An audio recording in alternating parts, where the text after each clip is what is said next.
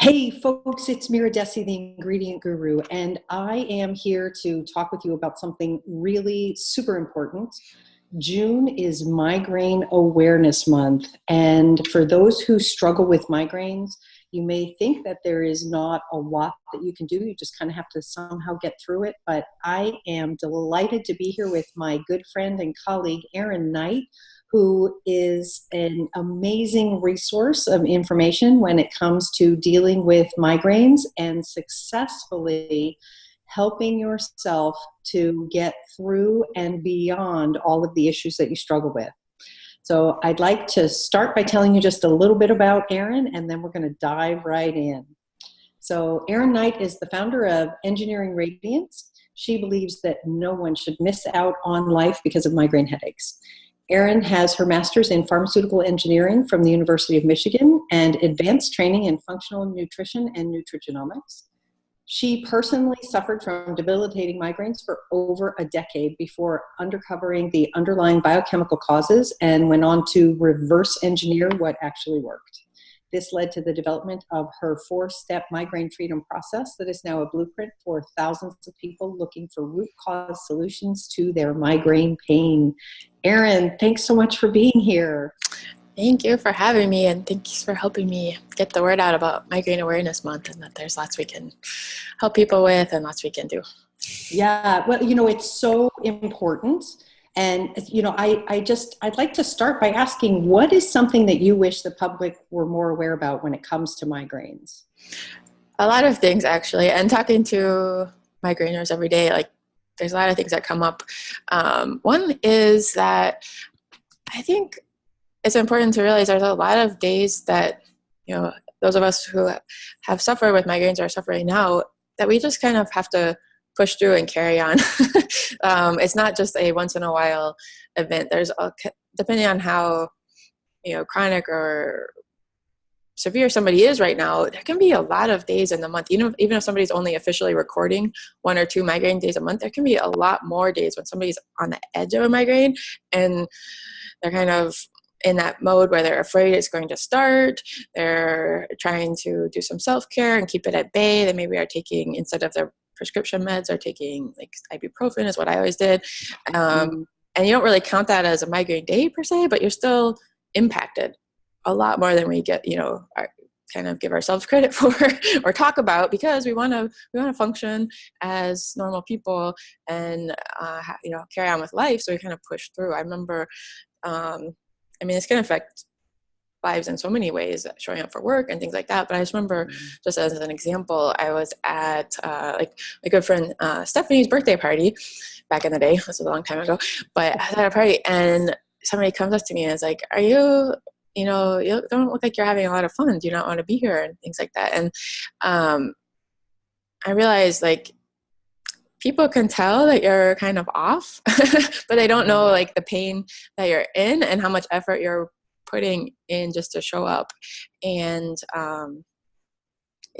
for what it's worth, for Awareness Month, it'd be kind of cool if more people recognize how serious migraines impact lives beyond just those couple of that's bad enough that we're out of commission for several days at a time, but that it's really a much bigger problem in the scope of how it can impact your life and how you're always thinking about it, how you're always worrying about making sure you have medication with you when you leave the house, making sure you have, your meals lined up so you're not skipping a meal, and that causes a migraine. There's just so much more to it than that, even the migraine days themselves. So that's one thing.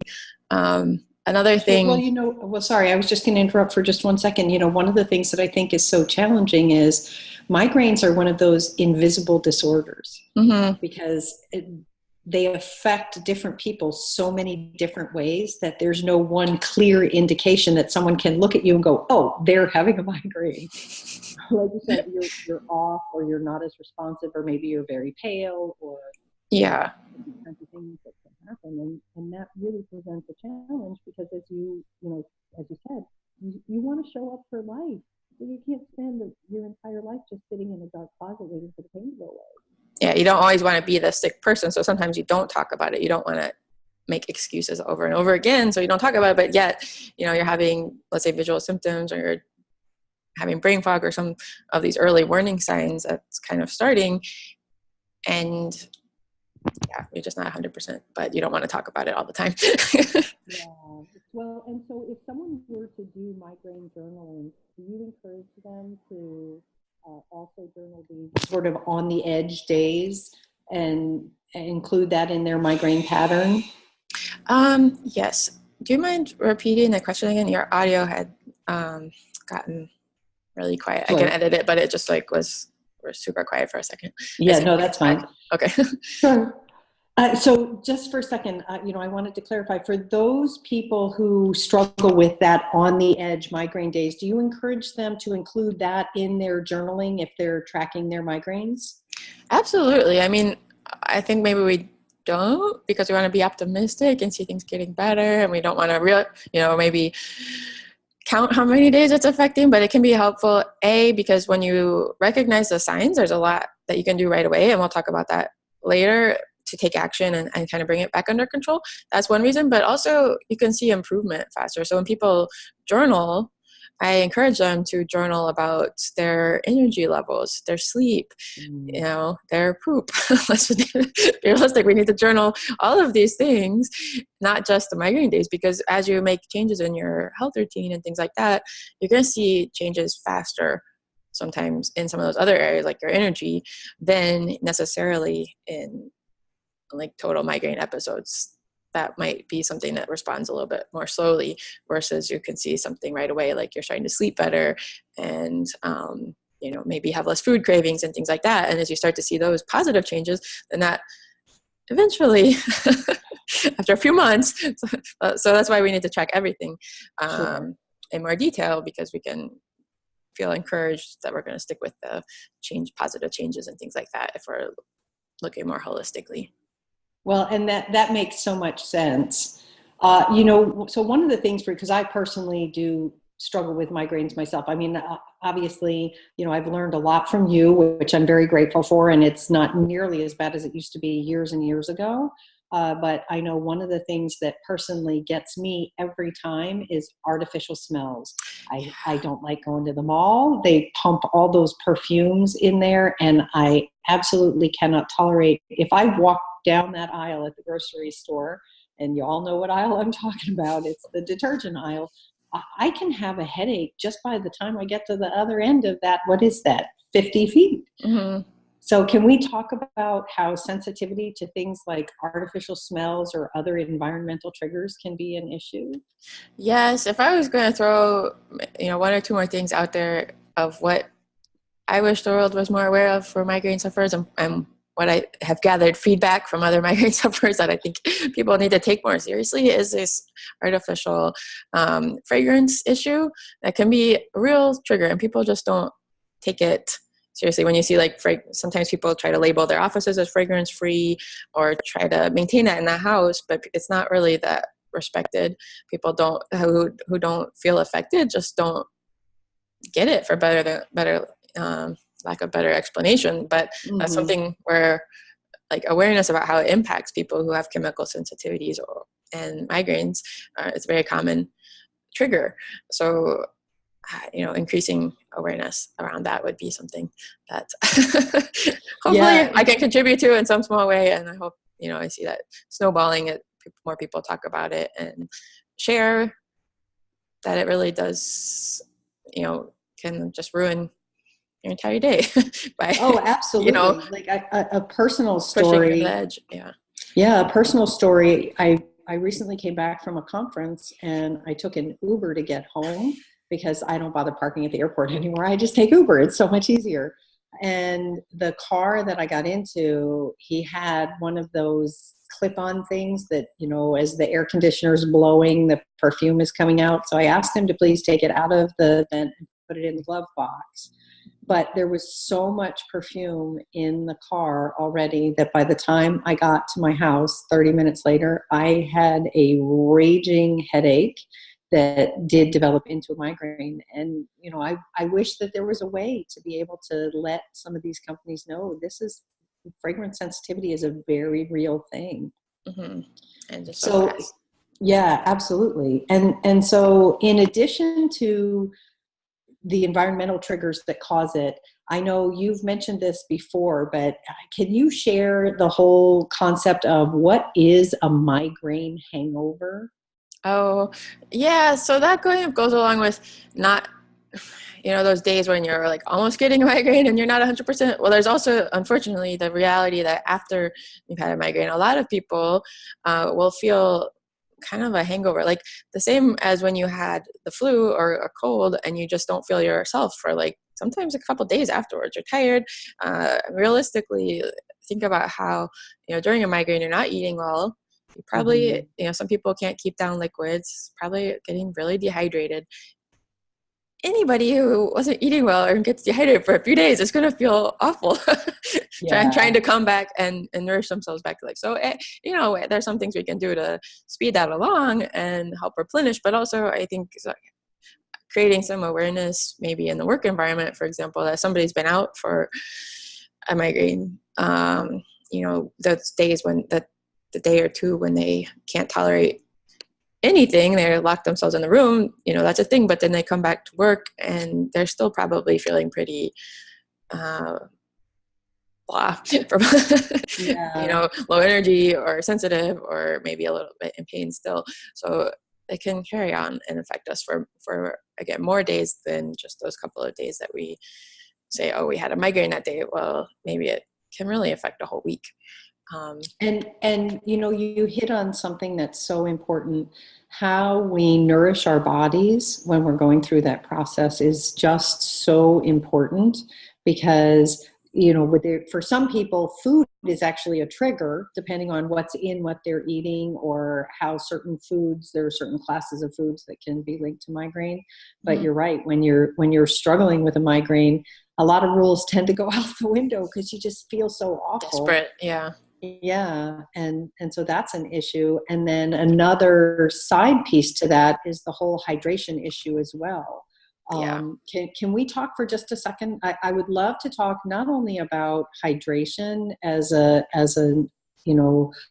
tie into how it impacts migraines, but just in terms of overall health. Even people who don't necessarily struggle with migraines can still have a lot of headache issues if they're not properly hydrated or if they're hydrating with the wrong things. It's a really big thing and kind of, it's a low-hanging fruit. Let's put it that way to be nice, because it's such an easy thing to fix. But so let's fix that first. If someone, question that first, and get people on both sides of the fence. Get people sometimes that is one thing that just makes a huge difference, and it's easy, it's cheap to solve.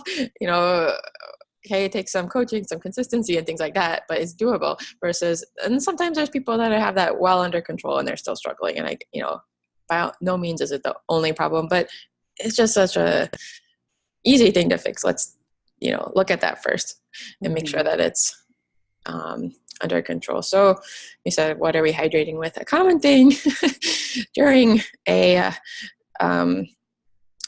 during the hot season, but also like during a migraine or afterwards, a lot of people reach still for sports drinks because they're looking for those electrolytes and things like that to rehydrate. And I really would like to implore people to try a more natural alternative with something like Celtic sea salt or mineral salt. So you're getting minerals, you're getting the electrolytes from the salt, maybe some coconut water too, but you're not getting that corn syrup, or if it's diet Gatorade, like artificial sweeteners, that can't be good. And all the colors and things like that, like that's not helping us, feel healthier. So yes, your body's craving electrolytes. It's a good thing to do, but let's, find alternatives, which are cheap and easy to make. They taste good if you add fresh lemon or something like that. And as an easy switch, that will help. And actually, I'm really glad that you brought up sports drinks, because I think, unfortunately, a lot of people see sports drinks as a great answer. When they're kids, their coaches, if they're in sports, are like, get your Gatorade, like sports drinks. And it's really become this thing that we need these sport drinks. But the truth is, they're not the best electrolyte balance. They're not well balanced. And right. And then if they have something like, one of the ingredients that drives me absolutely crazy that is in some sport drinks is something called crystalline fructose, which is essentially dehydrated high fructose corn syrup. It's terrible for you. And then, like you said, the colors and everything else, and those petrochemicals and the colors are so bad for us. I have to believe that those actually contribute to some of that toxic load that can increase the migraine. Mm-hmm. Yeah, it might not give you one like this, but it's just making it harder for your body to heal in the long term, and you're kind of perpetuating a cycle. I think if that's what you're using to replenish and recover, then okay, it might feel good in the moment, but it's making it harder for you in the long term to get out of that cycle. Yeah, sure. So one of the other things that I, find sometimes in my practice is that there are people who think that they have to suffer with a migraine because, their mother had migraines and their grandfather had migraines, and, they just like, there's this whole family history, which obviously indicates that there may be some sort of genetic potential for that.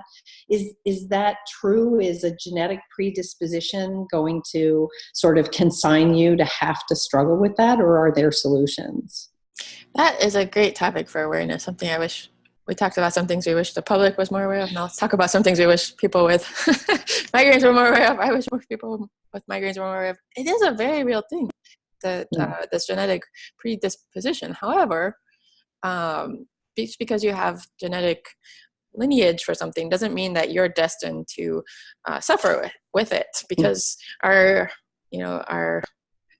health status is constantly evolving depending on, okay, genetics are one factor, but also our environmental inputs and our nutrition and our mitochondrial health and things like that is constantly evolving. And just because we have a genetic predisposition for something doesn't mean we're destined to suffer with it for life. It just means we should pay attention to that and look for ways to be aware and solve that problem. But it doesn't really mean it that you need to have it forever. My mom had migraines, and that was actually a belief that I held for a long time, is because she had them, that it was normal, that I was getting them too, and that it was something I had to put up with for the rest of my life. But it turns out it's really just a clue that I need to pay attention to what was going on in my own biology. And there are a lot of things simmering under the surface that I could take care of, like food sensitivities, heavy metals, parasites, and things like that, that had, I was only in my 20s and all this was going on. So I'm actually kind of grateful that I had a symptom that was as bad as migraine, so that I could then look under the covers and find out what was really going on, because I feel like addressing those underlying issues not only helped me get rid of migraines, but it set up my future to be much healthier. Like the statistics on, how many prescription medications Americans are on in their 40s, 50s, et cetera, are staggering and scary. And anything I can do early in life to not be on that average normal path is a good thing. So yes, it was awful to have migraines, but in a way I'm kind of grateful that it pushed me to look deeper at my health. And that's part of what, I want to help people be aware of, is that these are, we don't have to just lump diseases as something we can have to manage and treat the symptoms of forever. It's actually an opportunity for us to look at a more functional level. That's why we have functional medicine now. So we can look at how the systems in our body are working together, or maybe not working. what holes in the bucket do we need to fill, and things like that, so that we can have a long, healthy, enjoyable, pain-free life. Sure. And, that's so important, because it is possible to be pain-free. And I know you and I have discussed this in the past, and I'd love if you could expand on it a little bit. One of your core philosophies is that migraines are a message rather than a disease that needs to be managed. Mm-hmm. And so can you speak a little bit more to that? Mm-hmm. Yeah. So on a very practical level, we talked a bit about journaling, early warning signs, not just marking down like the major episodes that threw you out of commission, but starting to journal and learn those early warning signs, which are different for everybody. Like the famous ones we all know, or not everybody gets, okay, but the ones we know are like aura and things like that. But there's sometimes more subtle changes. Sometimes people feel really exhausted and then they know it hits, or they know triggers beyond, let's say, certain foods, with triggers like skipping meals or bad lighting and things like that, or travel, and they can start to like puzzle. Or another big one that a lot of people would be aware of would be their how it lines up with their menstrual cycle. So figuring all that out, and then starting to listen to those early warning signs that something is coming. Like for me, for example, it often started as pain coming like up my neck, and then I could feel that for days sometimes before something else like artificial fragrances would push it past that limit, and it would escalate into, and kind of, you can think of like a train that's going faster, and at some point you can't stop it. But the earlier we can find those warning signs and do something about it. So one way to think about it, I talk about sometimes, is you have a certain capacity for stress in your body. If you think about like a bathtub, and you have some stresses that are there all of the time, like maybe you have a dairy sensitivity you don't know about. Maybe you have structural misalignment in your neck. So those things are always in the bathtub, but then you throw other stress in there too, like you're stressed out about a project at work, or you skip lunch, or all these different kinds of thunderstorms coming. Okay, that's a big one. Or seasonal allergies, things are coming in and some you can control and some you can't. But once that bathtub starts to overflow, the trickle, maybe it feels like a headache or neck pain, then it starts to overflow, then you've escalated to migraine. So the trick is to like be able to pull things out, and there's things you can pull out for the long term that's going to make a difference, but take some time to figure out. And then there's things that you can pull back and dial back the inflammation and the stress in your body quickly. So actually I have the migraine relief course with the intention of teaching people how to pull back the inflammation quickly, like basically open the drain in your tub and start it draining, so that you can come back under that threshold and stop a migraine that's like about to escalate from taking hold and getting out of control. So the migraine relief course, you could say it's like opening the drain. And then, at some point we'll have a conversation about how to stop filling the bathtub too. But that's sometimes a longer conversation, can take testing and take some, figuring out to get all those pieces in play. But when you're in the middle of one, when you feel one coming, all you want to do is get that drain open and start getting relief. So that's the first step that I encourage people to learn and to, be equipped with this process that I developed. Sure. And I love that analogy of a bathtub, because that really is, you're right. You can throw a lot in a bathtub, but then at a certain point you've reached the edge, and anything else that you put in is going to cause this spillover.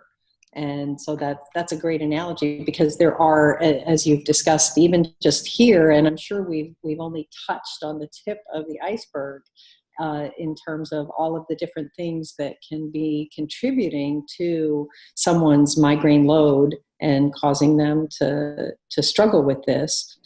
So you mentioned that you have this course. Can you tell us a little bit about it? Like, how does it work? How do people...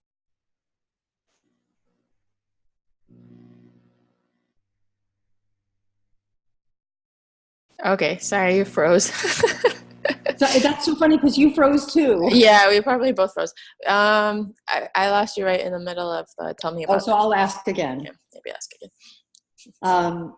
So you mentioned about the migraine course, and that there is relief for people who struggle with this. Can you talk a little bit about what the course is and how it works, how people might be able to connect with you?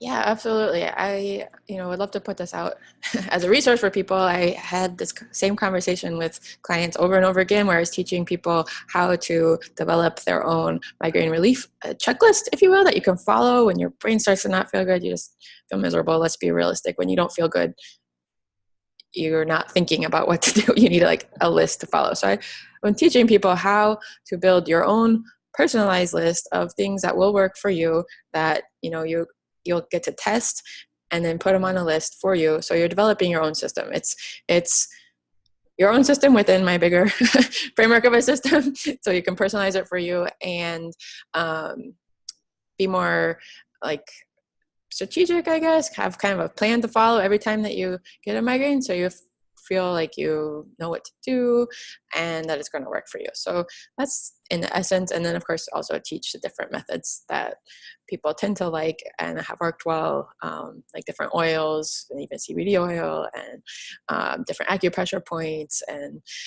different tricks of the trade, if you will, to apply and put on your list. So we teach how, why, and then how to bring it all together in this systematic way. So that's called the Ultimate Migraine Relief Course. And, I just decided to record it and put it out there for the world because not everybody is ready to do coaching and one-on-one work and things like that. And that way, this is something really a good starting point, a tool that you should go through and, can help right away. Well, and I love that you've created something that people can really personalize because not everyone's migraine journey is the same. And, we talk about bioindividuality with diet and other things as well. And I think, it's the same for any health condition, that there are different root causes and different solutions for everyone. So I love that you've created a framework where they can build a really personalized bioindividual migraine solution. If you'll send me that link, I'll put it down below so that people will be able to connect with you. Yeah. So as we wrap this up, are there any last thoughts that you'd like to share with anyone about migraines and migraine health as we move forward into Migraine Awareness Month? Well, maybe just to build on what you just said, because I totally agree. Like people respond to different relief methods even differently. And that's part of sometimes the frustration of somebody who's tried everything. They read everything on the internet. All their friends have given them such helpful advice of what worked for them, and they're sick of hearing it. And I totally get it. The difference is, and I hear that like pretty much from everybody that works with me. So I get it. I hear your pain. But surprisingly, everyone seems to finally get to a place where this helps them. And the difference is layering. So we need to find out the timing and the layering of these different methods that's going to work for you, and then building your own plan and being systematic with it too, because it's just not going to work to try something even for a couple of days or a couple of times. And then, switch to something else. It's more finding what can have an incremental effect and building on that. So that's what I'm trying to teach, and that's what works, and that's why I put it together. So I'm excited to share it with people. If they have questions, we'll put the link. Feel free to reach out on Facebook or email, and happy to hear your story and talk about how this can help you and any questions you might have. So happy to chat and happy to talk with you today, Mira. Thanks for having me on. I always appreciate you helping me get the word out. Oh, I know one more thing. We have bonuses up right now for this course, and your book is one of our bonuses. So if people buy, that's awesome. Here for Migraine Awareness Month, they're going to get a copy of your book, The Sneaky Ingredients That Cause Migraines. It's just an important resource. We've only hinted at some of the stuff in like sports drinks and things like that, but there's more things to be reading on the labels that have a known link. Mira's a researcher, as you know, so we have a well-documented link that you can read all about in her guide. And so definitely go check that out now and grab that bonus while it's still up there. Yeah, no, that's great. And I love that we are sharing this information now so that people can really get a handle on what's going on with their migraine journey. And like you said, I love that you mentioned that it is incremental. Consistency is the key, and just making changes and supportive health decisions a little bit at a time, building on those different levels to successfully deal with that is really wonderful. So as always, I love having you on. I really appreciate your approach and your research, because you're a researcher also. And thanks so much for being here.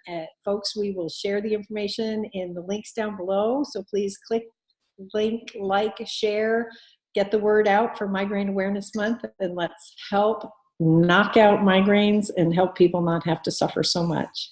Erin, thanks so much for being here. Thank you. Bye, everybody. Bye, folks. Okay, thank you so much.